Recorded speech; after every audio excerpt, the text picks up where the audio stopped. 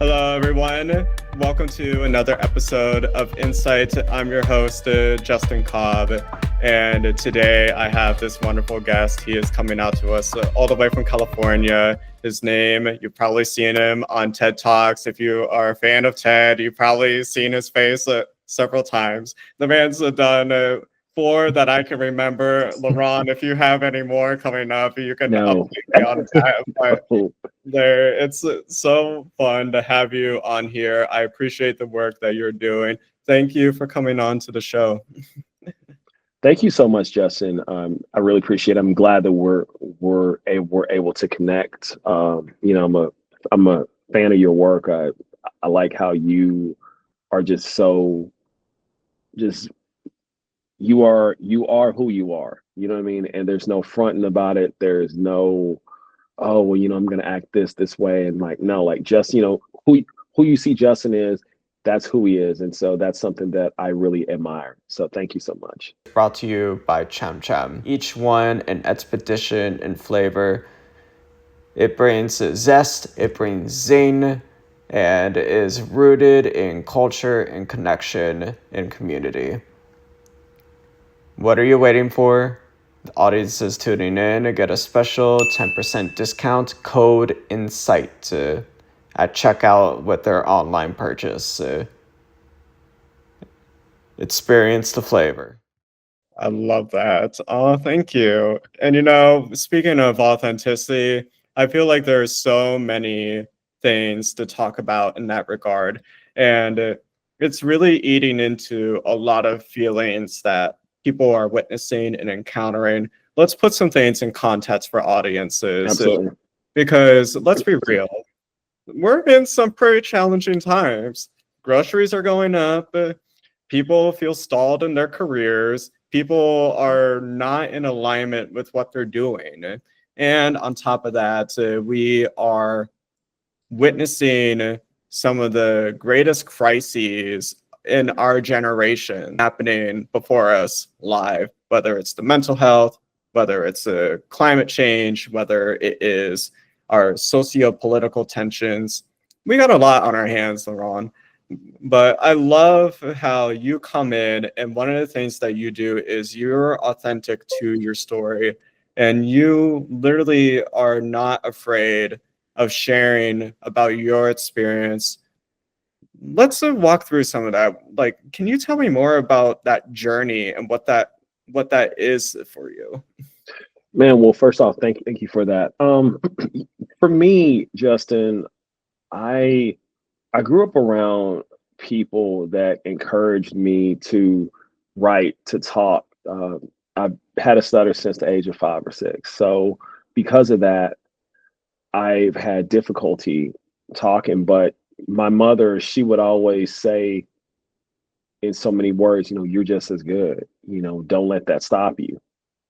And I just think that we have such a finite amount of time on this earth. Why not make an impact? If you are, Malcolm X said something to the effect of, I always try to stay on the side of right. And that's what I try to do. Whether I am successful or not, that's not up to me. That's up to everyone else. But I just believe that, not only does everyone have a story, but that you should not be ashamed of who you are, where you came from, how you got there. I mean, we all have different challenges, but just instead of trying to hide it, trying to, whitewash it, trying to um trying to like just cover up different parts of your life, that's not the way you should do things. You know what I do is I present myself because I believe that there's power in vulnerability, right? I believe vulnerability is your superpower. And I think that when you are not authentic to yourself, and when you don't own things, then that's going to bleed into everything else that you do. So my success, Justin, has come from being vulnerable, has come from, you know what, I'm just gonna tell it, like as they say. I'm gonna keep it all the way live. And I think that we owe it to ourselves. And so when we do that, that somehow gives permission to other people to do it as well. Authenticity is it's so paramount in who I am and what I do. Because again, like if I don't keep it real with myself, I can't keep it real with you, you know. Absolutely.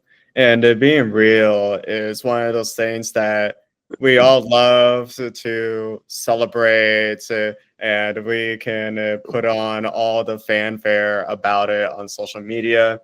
Right. But let's be real, being authentic is one of the hardest things. 100%. Being authentic and being honest about who you are can cost you opportunities. It could cost you friends. It could have people see you as the outcast, but so be it. One of my favorite sayings is that I would rather be rejected for who I am than celebrated for who I'm not. Right. And so I'm not going to put on a mask, or I'm not going to sort of change my life, change the way I talk, change the way I move around to make you feel comfortable. There's so much of my life was built on how can I get into these quote unquote rooms, right? Do I need to downplay certain things? Do I need to code switch, or if you don't know what that means, do I need to talk this way with my friends and talk another way with other people? But that's really exhausting, man. I mean, that's a lot of thinking. It is. So, instead of just hiding, just be who you are. Just just be true to yourself, man. Yeah, I can resonate so much and I empathize so much with the code switching parts. Right. That's something I feel that any person who is part of an identity or group that has that history of the Mhm. marginalization, you have like certain ways, certain cues, certain manifestations of communication that you use between like the corporate space or the job space. We have these experiences of having to shift into a different mode of Right. presentation, with our family members, our peers, and that gets Right. exhausting. It's 100%. yeah, it's you're literally walking a tightrope in many respects. Man, 100%, man. Again, so there's so many things to sort of discuss with that, right? You are people pleasing. And this is coming from someone who is a people pleaser. My father, he teases me and he's like, you have the disease to please. And you and I before this, we talked about trauma responses, and how I'm a mini hoarder. Like I got the receipt from 2 years ago. I may need this. But it's like, Yeah, oh you my know, god. and you had said that, hoarding could be a trauma response. And I believe that. And so I think people pleasing is a trauma response. And when we talk about code switching, that sort of, plays into that. You're coming from an environment that has been, brutalized, discriminated, that has been terrorized, and you don't want to be that. So you want to find a way to fit in. But again, Justin, so many of us, we want access to these places that, we grew up, sort of looking at, be like, wow, you're like, I can't wait to be a part of something like that. But what I came to realize is that a lot of those places are not for me. Or better yet, when I got access into them, I was like, this shit is corny. Like it's it's not it's not great. It's not what you think it is. I remember, and I'm not a fan of this person, right? But Barack Obama, he was on some program and he was talking about when he got into rooms with a lot of famous, people with a lot of status, and he said these people, they're not that smart. Like like when you get in there, they're not that brilliant. And so I think that when we code switch, we try to fit into somewhere that we just really don't belong. And sometimes when we get into those rooms, Justin, we find out not only do we not belong, but we don't want to belong. Mhm. Because how many of us have stripped away parts of ourselves to be accepted? Too many of us. Mm. And I got to a point in my 30s. I think it was right after it was I backpacked throughout Central America when I was about I was like 32, I believe. Yeah, 32, 33. And I said to myself, I was like, I'm not I'm not code switching no more. This is the way I talk. This is how I am. And I just stopped. And not everyone will receive me. And Justin, I'm cool with that. Like, you can self-eliminate. Like you like yo, like, but I just want to be around people and be around situations that accept me for who I am. That doesn't mean that I'm gonna be a horrible person, but I'm just not going to change my essence to fit in or to get something. It's not worth it. We are literally sacrificing ourselves to please other people who don't even love themselves, let alone. Exactly, bro. Bro, you hit the nail right on the head. They don't even love themselves, family. Like it's like, so why are you trying to chase their love? Mhm. When I think about this, one of the things that I feel actually helped me come to this realization was the fact that things were not going the way that I anticipated in my career. Right, right. I remember when I got fired from my job from speaking out about things that were happening. And I really had to wrestle with that for a long while, probably a couple of Sure. years. It was definitely in between when Insights was being created first in that moment. But there Mhm. was certainly a time where I said to myself, what could I have done different? What could I have done better? What could I have approached differently? But then at the end of the day, I looked back on it and I realized, okay, one, you're still very fresh in your career. No one teaches anybody about how to approach these things in life. Right. We don't get that training unless you're a part of some elite academy where they give you the professional coaching. So some of us have to learn the hard way.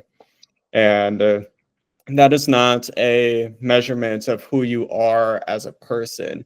And that's definitely one of the things that I am finding the more I do this work is that it is so easy. I actually spoke about this with Aubrey Ralph on a previous Hmm. episode, founder of the Scrappy Girl Project. But she talked about how it is so easy, especially when things aren't going the way you expect or you reach an obstacle or a challenge, to internalize that and to let that reflect your own self. Totally. And it's so key for people, from my perspective, to realize that the things that happen to you do not define you. Not at all. There's a guy by the name of uh, King Tone of the Almighty Latin King and Queens of New York. He once said, "You are not your biggest mistake."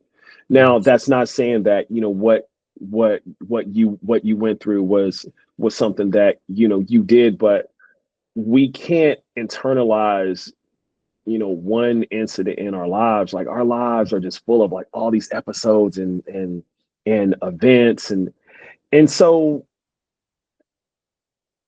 look, life is hard, life is long, right? And especially when you're coming from a environment where you don't have the resources. One of my favorite quotes is from, I use quotes all the time, Justin, as you can probably tell, but like there was a University of Phoenix commercial, or the man, I'll never forget this. The voiceover actor, I'm sorry. He said, everybody is equipped with the same talents, the same ability, but not everyone is equipped with the same resources, right? So again, going back to what Barack Obama said, a lot of these people who have these resources, who are in these positions, they're not better than us, fam. They they just got a leg up. They just had someone to just give them opportunity to just open the door for them. It's very easy to internalize failure, right? Because you believe, oh, I did not get this because I'm inadequate, because I'm not good enough. Look, failure for me has always been temporary. So earlier you mentioned the 4 TEDx's. Okay, so I'm gonna tell you a story.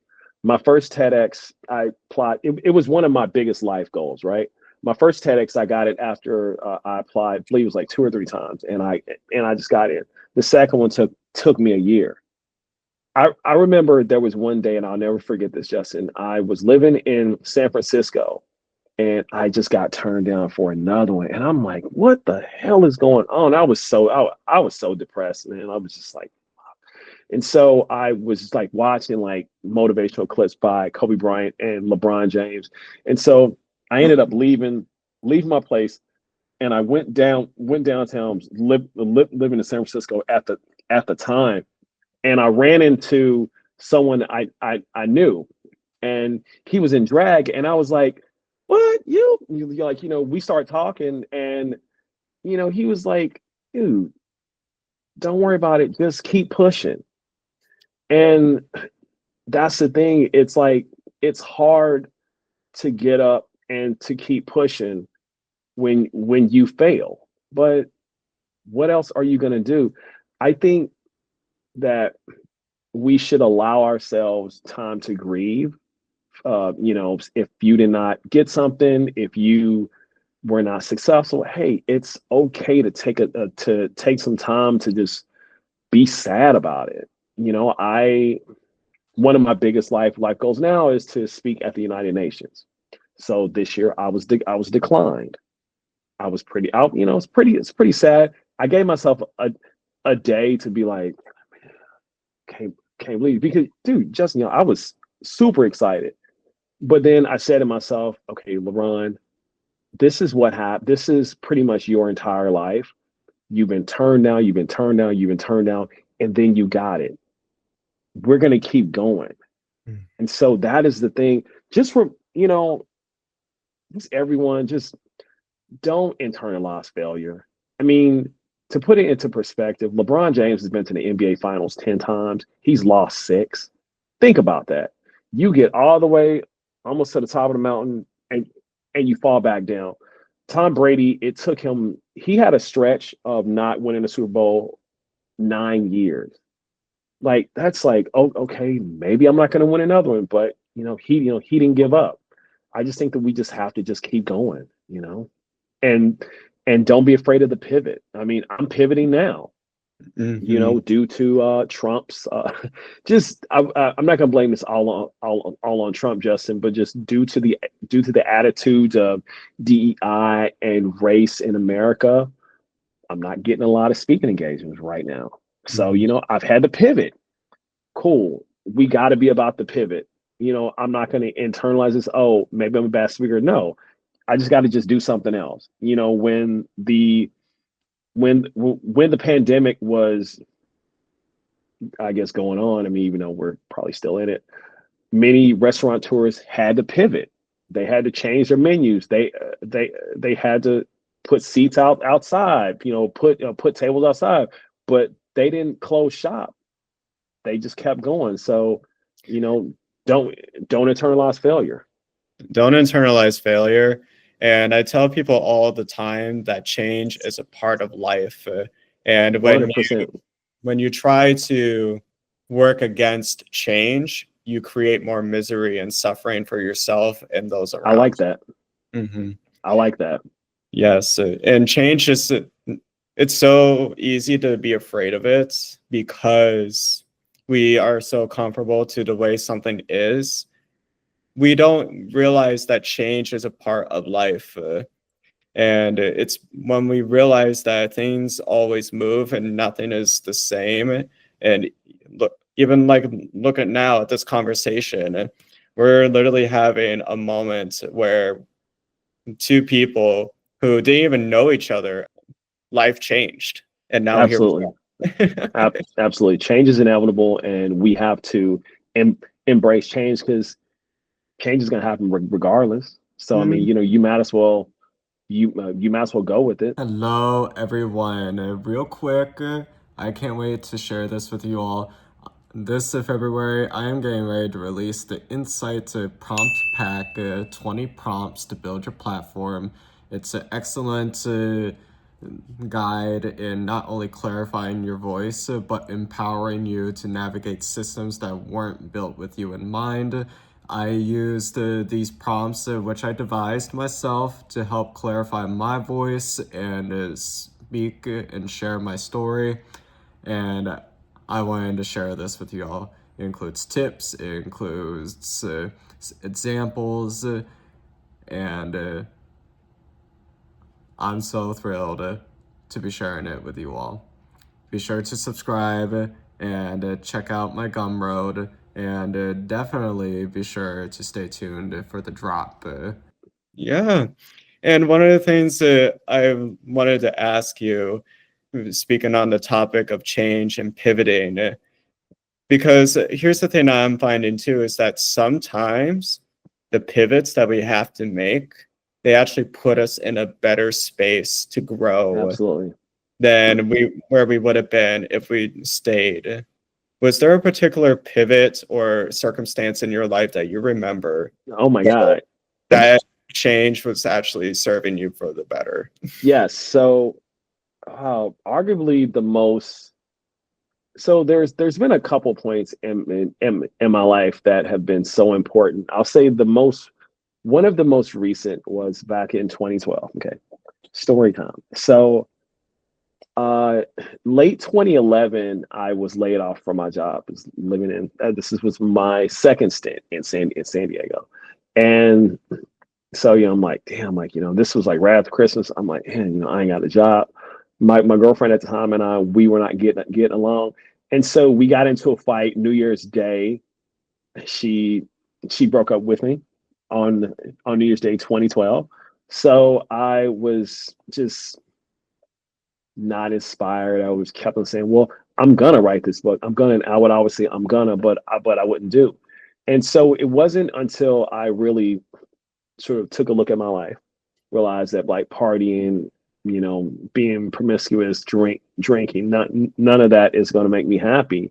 I decided to sell stuff, gave more of it away, gave away my apartment, put my car in storage, and I backpacked through Central America, for 7 weeks, met some incredible people.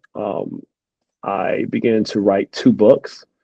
And when I got back to San Diego, I moved to San Francisco because I always wanted to be there.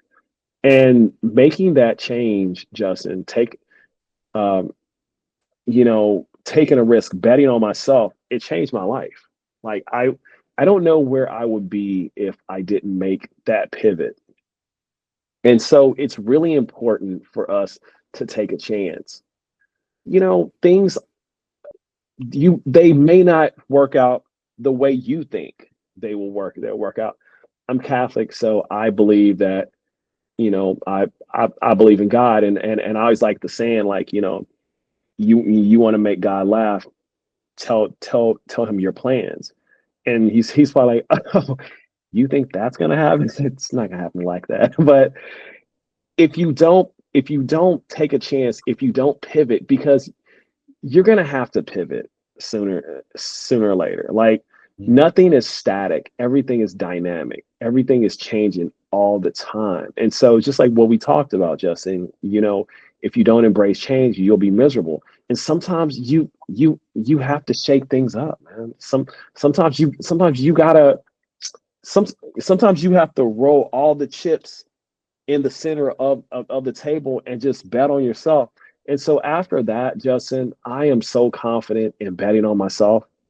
I rarely think twice about it because it's worked out. Like it's always worked out sooner or later. And by me listening to God, and also taking inventory in all the things that I've done. I like to do something called the mirror, and this is something that I do with my friends, or just loved ones. Like, things are not working out, blah blah. I say, look, I'm gonna put a mirror up to you, and I list all the great things that they are, and what they've done. You are a badass. Like, don't tell me you can't do this, because you've done it before.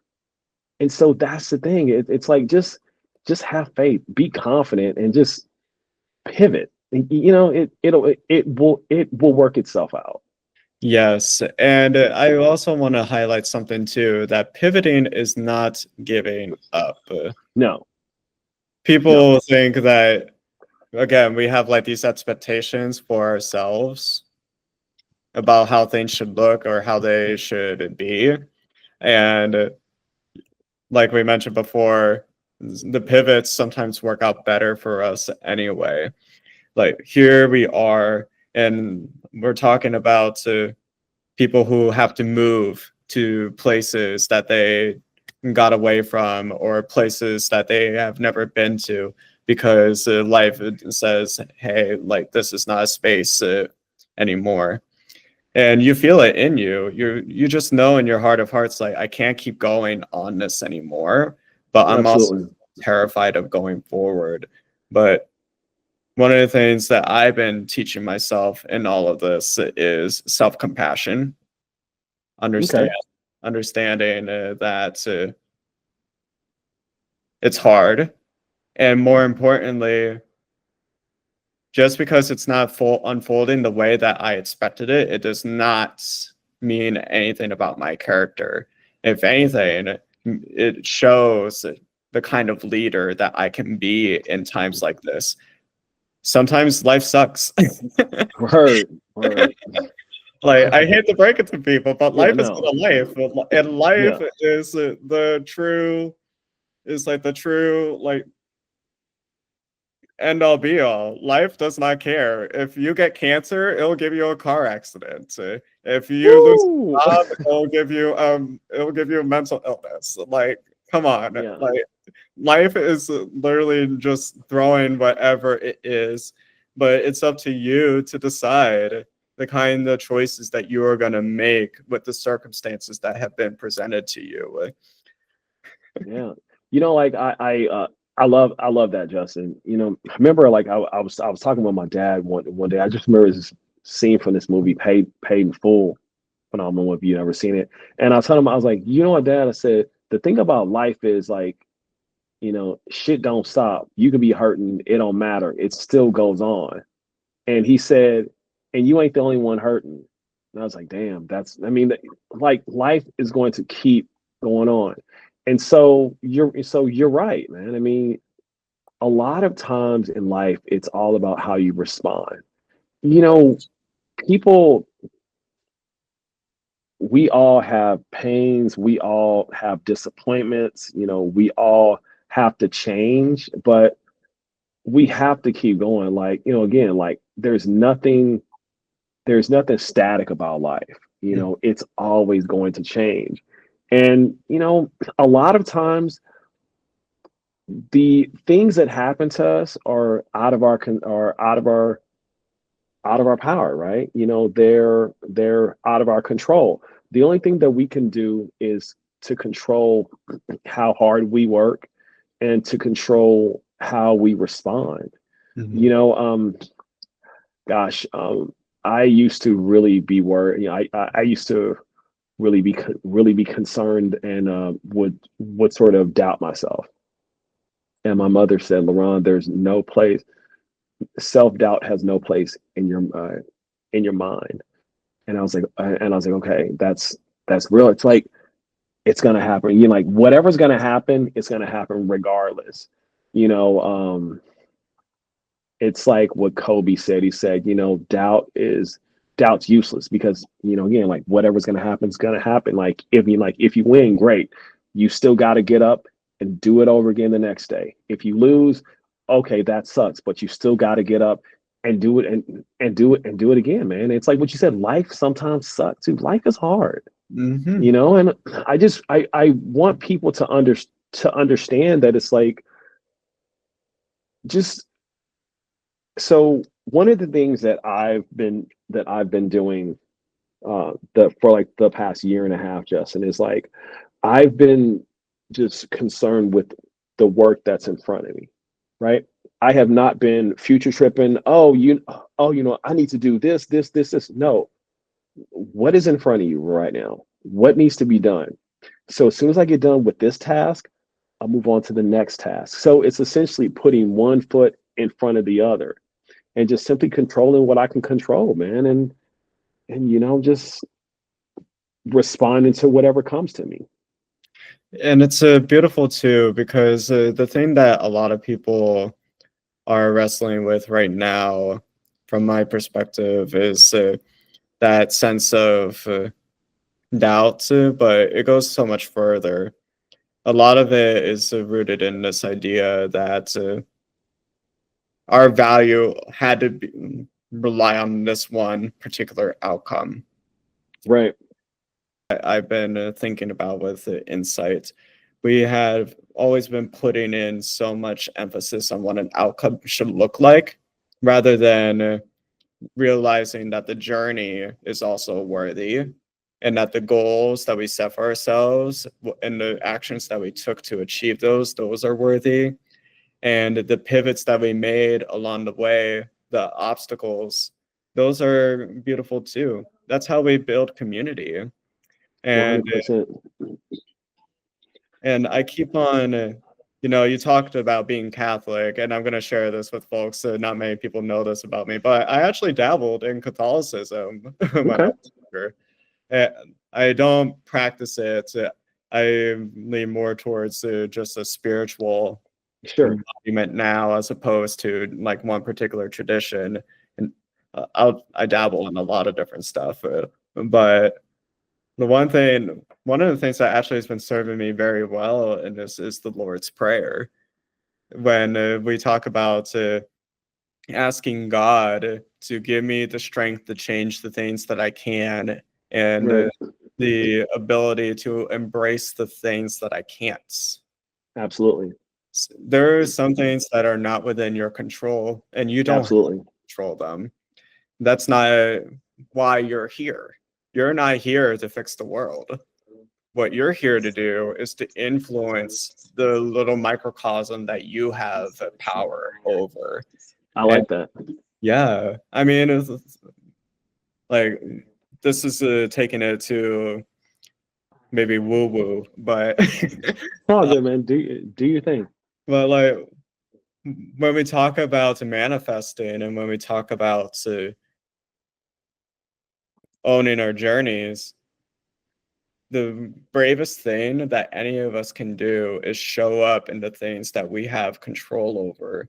Right. And a lot of people think that in order to be radical and in order to make a difference in the world, you got to like show up at a protest, you got to show No. up and like you got to like go and you got to run for office, this, that, and the third. And I'm not demeaning what these people are doing, those of you who are going to the protests and running for office. That's not what I'm doing at all.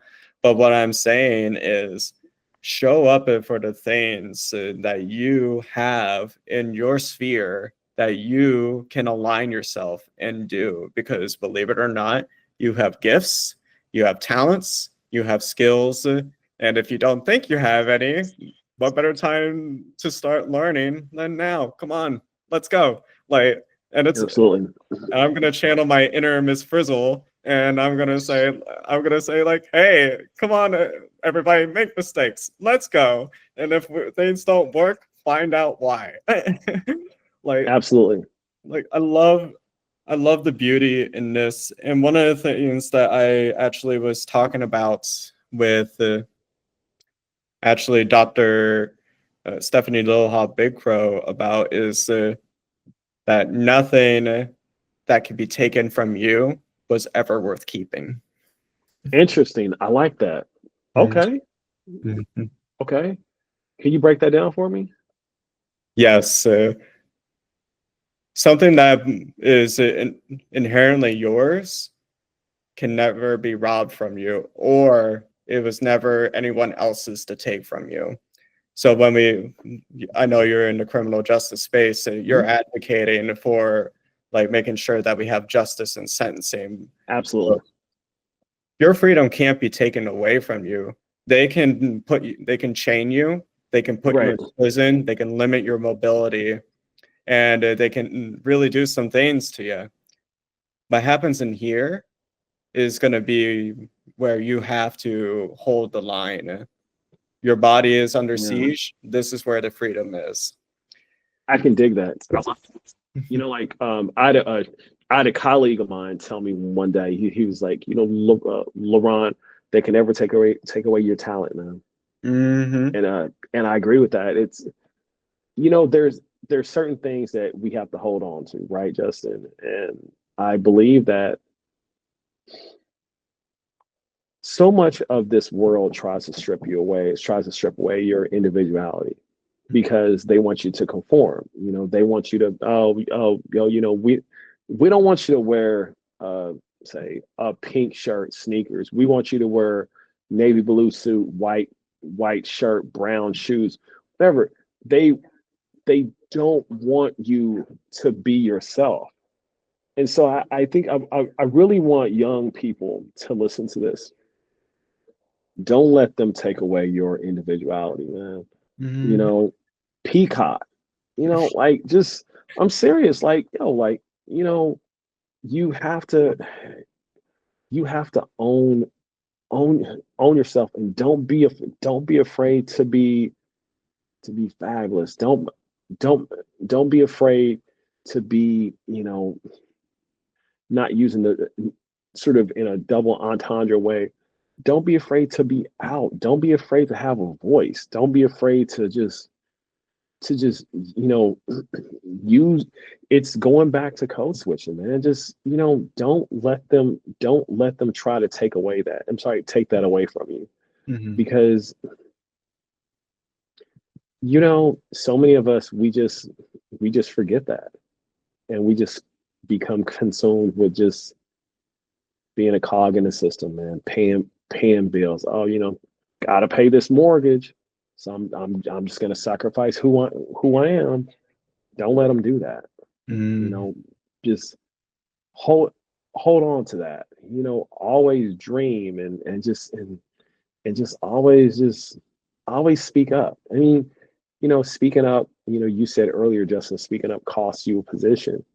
But fuck, man, like, do you really want to be somewhere that it's going to cost you your self-respect, your morals, your ethics? Like, dude, like, you can't put a dollar amount on that, you know?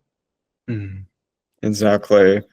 And that's the thing, that when we talk about alignment and values, I tell people, and this is the reason why I'm doing this work, when you align the work that you do with who you are, that is where the revolution happens.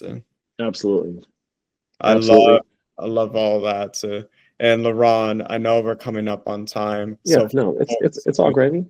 So folks who want to potentially work with you, collaborate with you, or get to Yes. know more about you, what is the best way to do that? Yeah, you can go onto my website. It's www.leronbarton.com. It's got a facelift. It looks really cool. I think so. But just, you know, more importantly, to all, and I really enjoyed this conversation, Justin. You know, don't be afraid to pivot. You know, don't be afraid to say, hey, you know what? This isn't working. Let me try something else. You know, my father would always say, don't throw good money at bad money, which I believe he meant just don't keep like, you know, butting your head against the wall. Hey, you know, try a different way. You know, Yeah. life is all about the pivot, in my opinion. You know, life is about change, as you said, Justin. And we have to embrace change because it's gonna happen. Like no one, like, dude, who the hell is walking around with a Walkman? Real, bro, let me tell you, I used to love my BlackBerry. I was like, I don't want to give up my BlackBerry. Now, I didn't got an iPhone 13. So I mean, it's like, we embrace change in different ways, but like it's gonna happen regardless. So change is good. Change Change is is good, man. change is a part of life.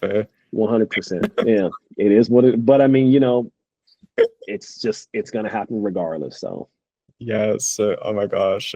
This has been so much fun. thank you, LeRon. Justin. I really appreciate it, man. Hey everyone. Before we wrap, I want to share something important. I've just opened an 8-week one-on-one coaching container called Insight Foundations.